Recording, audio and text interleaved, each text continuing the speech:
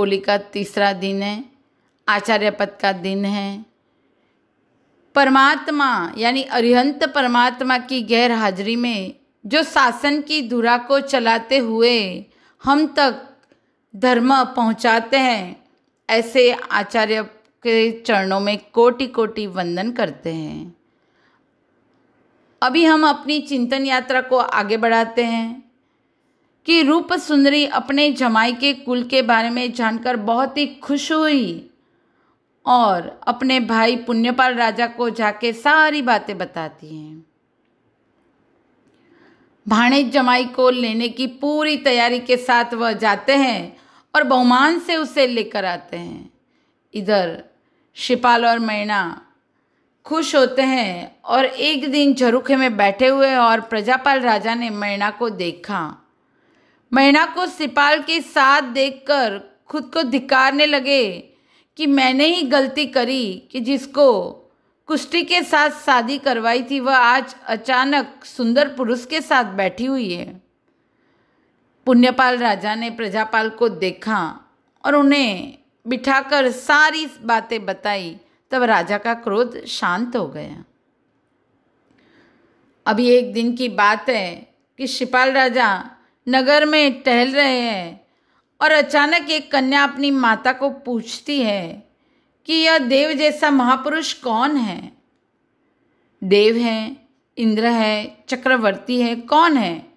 तब माता अपनी कन्या को कहती है कि वह प्रजापाल राजा का जमाई है। यह शब्द सुनते ही शिपाल राजा हिल जाते हैं, क्योंकि वह जानते हैं कि जो अपने गुणों से पहचाना जाता है वही उत्तम पुरुष है और जो ससुर जी के पक्ष से जाना जाता है वह अधमा अधम है। वह निराश हो जाते हैं। सब उसे मनाते हैं पर वह जिद करते हैं कि मैं परदेश जाऊंगा और अपने बलबूते से धन कमाऊंगा। यह बात सुनकर माता साथ में जाने का बोलती है। तब शिपाल कुंवर मना करते हैं और मैना को कहते हैं कि माता का ध्यान रखना। अच्छा सुगुन शुभ मुहूर्त देखकर शिपाल ने प्रयाण करा और निडरता से आगे बढ़ रहे हैं। चलते चलते चलते चलते वह पर्वत के शिखर पर चढ़ने लगे। वहाँ एक योगी पुरुष जाप करते हुए उन्होंने देखा। योगी ने शिपाल को कहा कि अच्छा हुआ आप आए, अब मेरा काम हो जाएगा। और उन्होंने बोला कि मेरे गुरु ने मुझे एक विद्या दी है और उसे सिद्ध करने का मैं प्रयत्न कर रहा हूँ, पर नहीं हो रही। कुंवर की मदद से योगी की विद्या सिद्ध हो जाती है। वह योगी कुंवर को 2 औषधि देते हैं, जलतरणी और शस्त्रहरणी। दोनों लेकर वह आगे बढ़ते हैं और धातुवादी पुरुषों को सुवर्ण रस की सिद्धि के लिए मेहनत करते हुए उन्होंने देखा। कुंवर ने कहा कि मेरी हाजिरी में आप वापस करो, और कुंवर की दृष्टि पड़ते ही सर्व कार्य सिद्ध होने लगे। धातुवादी पुरुषों ने कहा कि आप जितना चाहिए उतना सोना ले लो। कुंवर ने मना करा कि मैं परदेश में यह भार लेकर कहाँ घूमूं। खूब आग्रह करने पर थोड़ा सोना उन्होंने वस्त्र के छेड़े पे बांध लिया। अब चलते चलते वह भरूच नगर पे आए और सोना बेच के दोनों औषधि को सोने के मादड़ियों के साथ बांध दिया। अब इधर कौसंबी नगरी है और धवल सेठ रहते थे। उनके पास बहुत धन था, इसलिए लोग उसे कुबेर कहते थे। धवल सेठ व्यापार के लिए करियाना लेकर भरूच आए हुए थे। वहाँ से आगे जाने के लिए वहाँ वाहन भर रहे थे और वाहन 1 नहीं 2 नहीं पर पूरे 500 थे। और जैसे ही तोप फूटी और वाहन को चलाने के लिए लंगर को पीछे लिया और अचानक से आवाज़ आई, वाहन चलते नहीं हैं।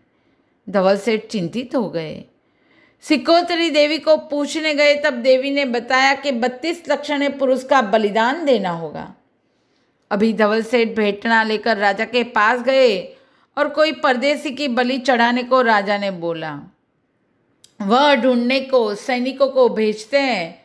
इधर शिपाल को देखकर सब खुश हो जाते हैं। उसे जैसे ही पकड़ने गए और शिपाल ने ऐसे वचन सुनाए कि सब वापस आ गए। सेठ ने बड़ा सैन्य भेजा।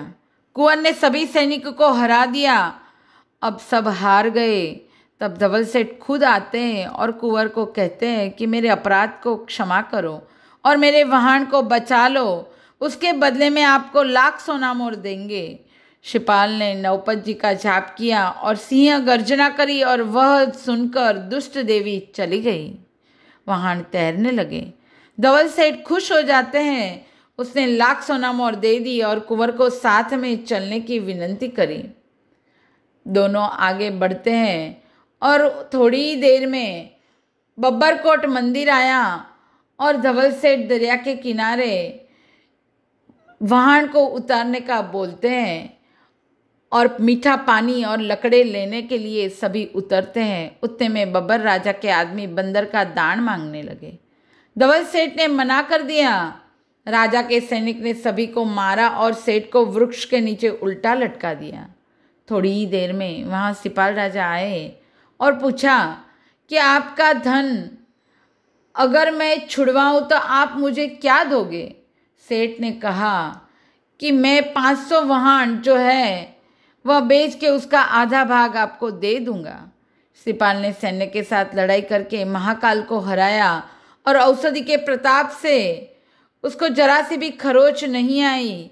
बाद में सिपाल ने धवल सेठ को बंधन से मुक्त करा। कुंवर ने बब्बर राजा के बंधन को भी छुड़ाया और सत्कार किया।